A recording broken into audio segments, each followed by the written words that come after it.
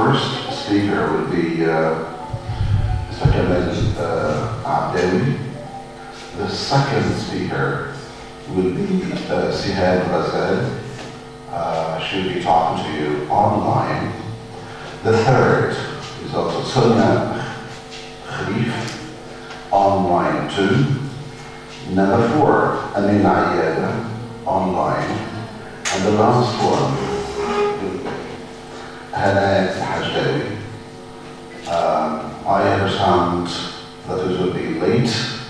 Thank you in advance for your courage, your patience, and for your academic interest.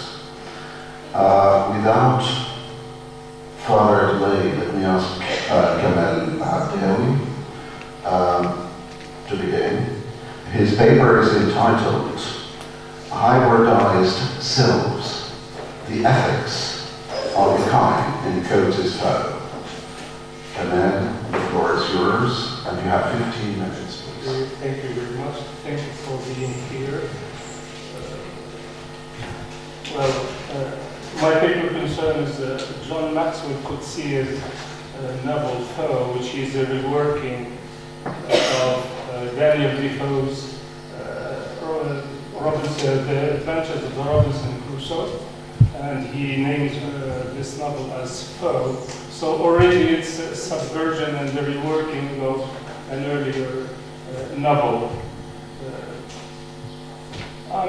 In this paper, I'm trying to read the main character and protagonist as a hybrid subject, and also I'm trying to read hybridity from an ethical perspective. So that's why I used in my title the word hybridized as reference to hybridization. Not hybridity. Hybridization is a process, not a given state of being. So it's an ongoing process of change and becoming. The hybridizing process that Susan Barton, the main protagonist of the novel, undergoes along her encounters with the other characters in Coetzee's Foe, correlates with an ethical transformation that empowers her to challenge the binary or either-or logic underpinning the dominant logocentric, Eurocentric, and androcentric discourses present in the novel, where Friday is misrepresented as simply a Negro, and where Susan Barton, respectively, is underrepresented as a female. While the two white male characters, Crusoe and Mr. Foe, fail to accommodate an intersubjective relationship with the other, as they maintain their monadic and narcissistic posture throughout the narrative, it is Susan Barton, the protagonist narrator, who is endowed with the propensity and power to embrace a fluid and post-binary form of subjectivity that entitles her to take an ethical action towards the tortured and silenced other in the novel. In the examination of hybridity as a space of moral change in Foe, this paper first draws on Zygmunt Bauman's theory of liquidity to examine Susan's fluid subjectivity. Also, the Levinasian concept of proximity will be adopted as an ethical perspective to study the post-colonial conceptualization of hybridity as a site of intersubjectivity and self-fashioning.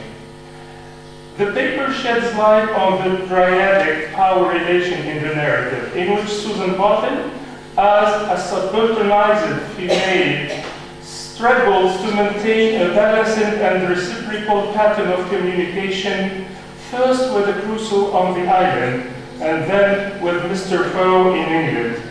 Further, the stress will be put on Susan's hybridizing encounter with Friday, the figure of alterity in the narrative, and its ethical import on the formation and transformation of her subjectivity. The first focus in this paper deals with the failure of or impossibility of intersubjectivity when it comes to this triangular relationship between Susan Barton and the two other males, Crusoe and Mr. Foe. Besides Crusoe and Friday, the two male characters on the island, Susan Barton is introduced as the only female inhabitant of this anonymous island. After her arrival as a shipwrecked castaway, Crusoe refuses to treat her as an equal racial and cultural counterpart. Rather, he subjects her to his authority as the ultimate dominant male master of the island.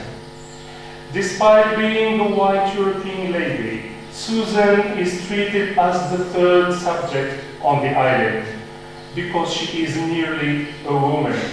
She is subjugated both as a castaway and a different gender. In an attempt to occupy a more powerful position, she uses her charms as a woman to attract Crusoe.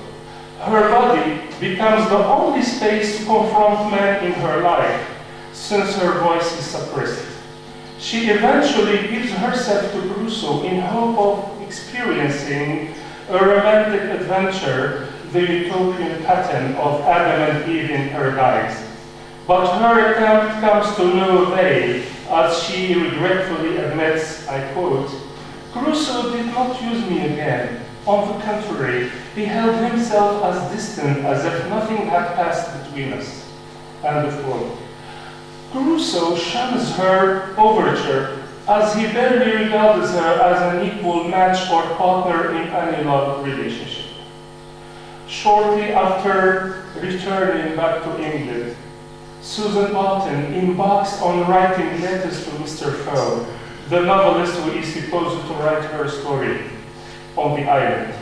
At first, she bears high expectations that the latter would treat her respectfully as an intellectual equivalent and counterpart. Nevertheless, to her misfortune, Mr. Foe turns to be not so much different from Crusoe in terms of their outlook on women.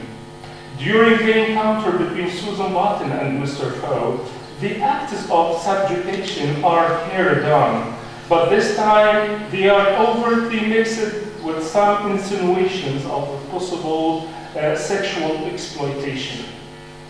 Despite the social and the spatial-temporal distances separating the two men, Mr. Foe and Crusoe, they are not too much different in inscribing their phallocentric statements of power on her female body.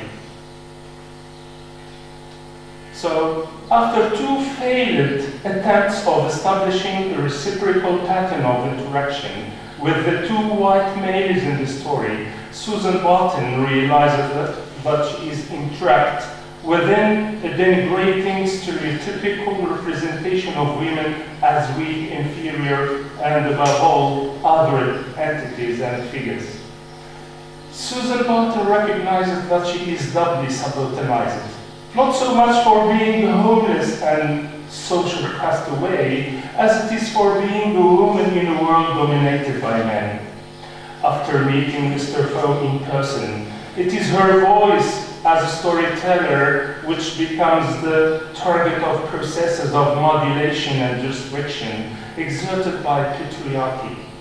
In order to escape such unbalanced relationships with Crusoe and Mr. Foe, where she occupies the position of the oppressed, Susan Barton resorts to Friday, the historically oppressed other, to forge out a dynamic and liberating form of subjecthood, operating in a more enabling space of hybridity, away from the rigid and monolithic structures of her cultural identity.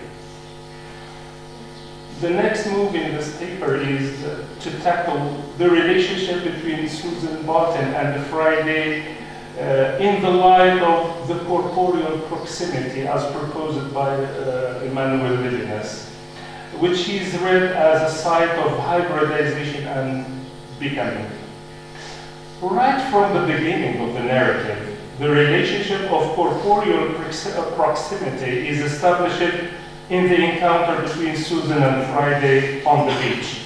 At the first sight of Friday, Susan describes him, I quote, as a dark shadow fall upon me, not of a cloud, but of a man, of a dazzling halo about him, end of quote.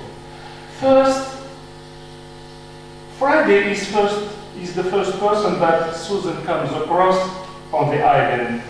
She first thought that he is a cannibal, and here she recourses to the mainstream stereotypical misrepresentation of black people. Nonetheless, after giving her water and then offering her his bag to carry her, all her fears dissipate after the corporal closeness. The face-to-face and intimate encounter between Susan Barton and Friday could be read as an ethical nexus that opens up a space of non-verbal interaction and reciprocity between self and other in the text. Her vulnerability as a washed-away woman with sore hands is met with a Friday's backward embrace as a gesture of his hospitality and tenderness, despite the ontological chasm between them. Friday is presented as a muted figure. His tongue was cut by his unknown enslavers. Therefore, the past or the history of Friday is the missed episode in the narrative that intrigues Susan's growing interest and even obsession with unearthing and unfolding his true story. But Friday remains a present body with an absent voice in the novel. This failure of language as a plausible platform of communication that can cater for self-other interrelatedness is highlighted in the final scene of the novel. I quote, "But this is not a place of words. This is a place where bodies are their own signs. It is the home of Friday," end of quote. In doubling the point, Coetzee posits the body as a counter to the uncertainty of language. Friday's muted and mutilated body reverses the authority of language and logocentrism cherished by the three other characters, Susan, Mr. Foe, and Crusoe. At the end of the story, Susan's narrative voice unexpectedly disappears, and it is mysteriously replaced by an anonymous narrative voice. In the fourth chapter, Susan is referred to in the third person. As a narrator and enunciator of discourse, Susan makes her exit. She concedes her voice, her subject position, and accompanies Friday in his silence at the bottom of the sea. Throughout the narrative, Susan has held the belief that appropriating her agency through storytelling is sufficient to claim and maintain her independence and autonomy. But after coming face to face with the ugly truth about the tortured and silenced other, Susan's concern about reclaiming her voice as subalternized woman transforms into an ethical quest for human reciprocity and interrelatedness, motivated by her moral obligation towards Friday. At the last scene, she is described stretching in bed with Friday, I quote, "The couple in the bed lie face to face, her head in the crook of his arm," end of quote. This is not so much an act of self-erasure. Rather, it can be read as an act of self-elision or self-merging. A process of liquefaction that is capable of offering a space of communication and intersubjectivity with the other. It is only now that Friday, the silenced other in the story, becomes able to articulate certain unknown words by releasing a stream of air, which, I quote, runs northward, southward, to the ends of the earth, soft and cold, dark and unending. It beats against my eyelids, against the skin of my face. End of quote. Probably the only aperture or opening offered to Susan Barton to access a Friday, to understand him, is to overcome all the cultural and racial boundaries between them, is to share the corporeal space with the other in a final embrace. To conclude, like other Kutzian characters, such as the magistrate in Waiting for the Barbarians, Mrs. Karen in Age of Iron, Susan Barton in Poe is invested with the ethical capacity of departing from a preconceived panoptic and limiting frames of identity, and instead venturing into fortuitous but productive space of change and becoming. If a final resolution is offered in Poe, it is that the corporeality of the body may become the site of significance and meaning, not only as a potential substitute to language, but more importantly, as a fluid space of hybridization between self and other. Thank you.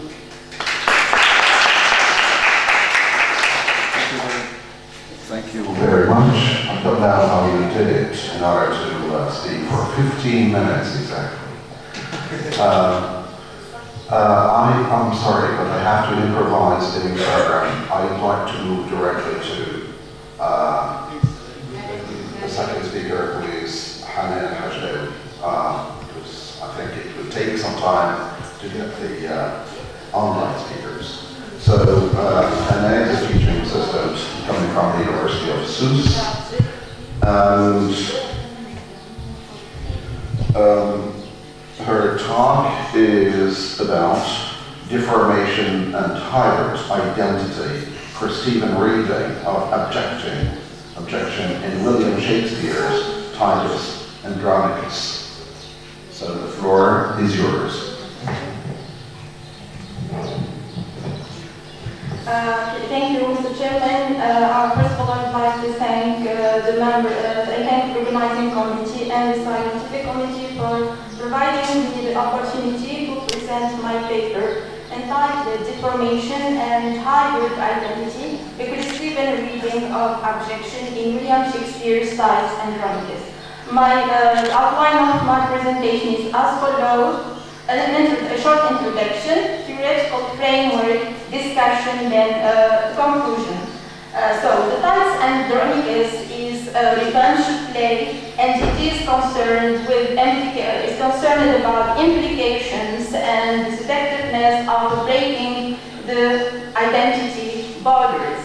In this play, Shakespeare investigates the seductiveness as well as the dangers of living outside the boundaries of Roman identity. I read Shakespeare's text through Christopher's definition of objection in order to examine the seductiveness as well as the dangers of embracing hybridity and living outside Roman walls and cultural identity. This condition is inherited in Roman culture and society characterized by prohibition and the obligation to living according to the dichotomies of Roman versus non-Roman, black versus white.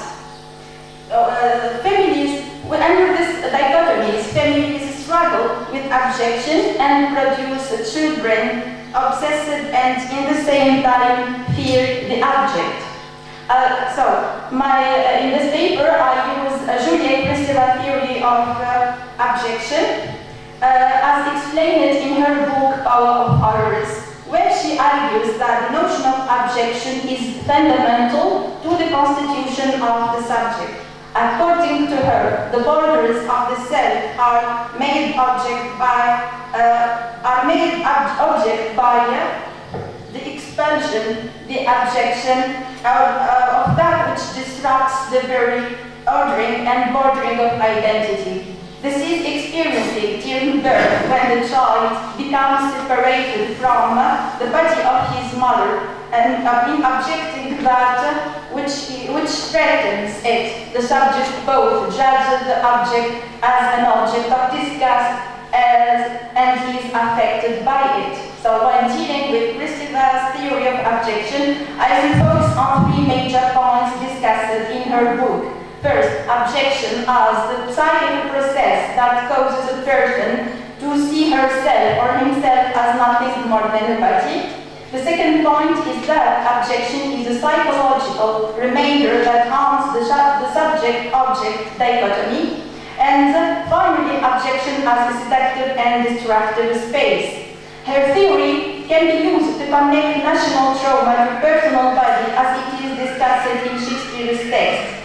So, Christina's notion of objection could interact with moral and political categories, especially when she argues that objection is not caused by impurity or contamination, but by disruption of order and identity. Symbolic order as well as social and political order, and I mean by that the order within an individual and the order of the collective system, are threatened by the very borders created to protect them. What is disturbing is that these borders are ambiguous.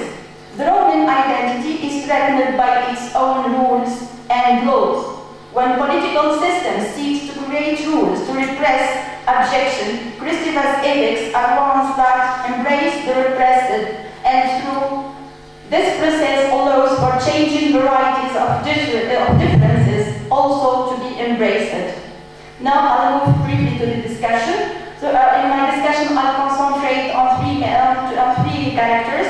First, the hybrid and raped body of Lavinia, then the revengeful female figure of Tamora, then I'll move to the Gothic children or the Gothic males in the play. First of all, Lavinia's rape causes national trauma, therefore it results in collective psychological damage to the Roman society, who lives according to the dichotomy of chaste and unchaste women. And also it causes a personal trauma to her family because they identify themselves in relation to her body, and these are the norms of the patriarchal society. Bodily and psychologically deformed body after her rape, Lavinia becomes the story keeper, the creator of a new narrative different from the narrative of her father and as well as her rapists. She writes her own story free. Within her hands and mouth cut, Lavinia refuses death and sacrifice and communicates her rape story to her family, writing her own narrative and story of rape and mutilation. The stage directions indicate that, I quote from the play, she takes the stop of her mouth and guides it with her stamps and writes. Although she writes in the manner that her ankle directs, she creates her own through her hybridized body an écriture feminine, to borrow Rigger's expression, a new alphabet free of patriarchal signification. She chooses the word stubborn to allude to her disgrace and dishonor, rejecting in the same time the implication of practice that she herself is a property to men. By the end of the play, she argues for her own survival on the basis not of her purity but her impurity, but her composite nature and distinctive narrative. Her writing allows her to move past objection and rape, the negative space of loss, to hybridity, which is the positive space of creation, to end her misery. However, to a certain degree, her choice of words, as well as her actions, emphasize her weakness and victimization as she struggled to create a subordinate place not in her father's imagined mind, but the hybrids of Shakespeare. In her book, Christina defines objection as a seductive and destructive remainder of the process of entering the symbolic space of the father and leaving the pre-symbolic space of the mother, which results in a desire to return to the response of the pre-symbolic space. This Christina claim can explain Shakespeare's depiction of his revengeful female character Tamora. Shakespeare attempts to link her revenge and breaks of rules to the hybridization of the Roman culture through introducing the Romans to the space of the object. Tamora exists on the boundaries of the dichotomy, Roman versus non-Roman, white versus black. She cannot return to her Gothic life, so she inhabits the space of the object, creating the object lineage and symbolically writing this history of Rome. While Shakespeare succeeds to make past action and to create their own Christopher said that when we are propelled into the world of the object, our imaginary borders disintegrate and the object becomes a tangible threat because our conceptions of order and has been disrupted. Shakespeare implies that the Gothic queen or woman, as she is denied positioning in the Roman symbolic order, also resisted the Psychic symbolic. Unable to identify with Type's order, she turns within and embraces the object. This seductive but destructive space of being that exists outside of the Roman walls and the symbolic dichotomies. Christopher writes that many victims of the object are its fascinated victims, if not its submissive and willing ones. After a certain struggle to live within the confines of the Roman walls and rules, the Gothic woman seeks psychic respite, a place where she can exist on her own terms and establish her revenge schemes. However, this place is that of death and decay, as it exists in the dark space symbolized loudly by the dark pit and the swallowing womb. Receptive as it may seem, the pit and the swallowing womb are this place where the Roman subjectivity and identity can be annihilated and destroyed. By breaking the Roman walling and establishing a relationship with the outside dark forest, Shakespeare's female character inhabits the place of abjection, writing objection into the Roman national identity as the Queen of Rome. She does not respect borders, positions and rules, creating in-between, ambiguous and composite Roman hybrid identity. While embracing the in-between position offers her a means of identification, it results in the dissolution of the national subjectivity and the destruction of the symbolic order, and by implication, the establishment of the matriarchal society. However, the rejection of the paternal leads to incomplete embrace of the matriarchal, which produces a psychic tension that cannot be reconciled only through violence and revenge. Now, I'll move to the third character in the play. So while Shakespeare succeeds to make while Shakespeare's female characters, Lavinia and Tamora, succeeds to make past action and to move past abjection and to create their own space of hybridity, the Gothic male characters, especially her children, try to return to the psychic pre-symbolic space, but cannot, living in a moment of loss, and this is identified through the text by their relationship to their mother's body and the rape of Lavinia's body. They experience an abjection of self that results from their inability to separate themselves from their mother, which results in a psychic tension that cannot be reconciled. Now I'll move to the findings. So, Christopher's theory of abjection works in a number of ways in this text. Lavinia moves past abjection into space of hybridity, a positive third space of creation, where she writes herself and her own story of fate, writing the history of Rome. Her hybridization is a way to still outside of dichotomies, chaste versus unchaste, and white versus black, to create a new subjectivity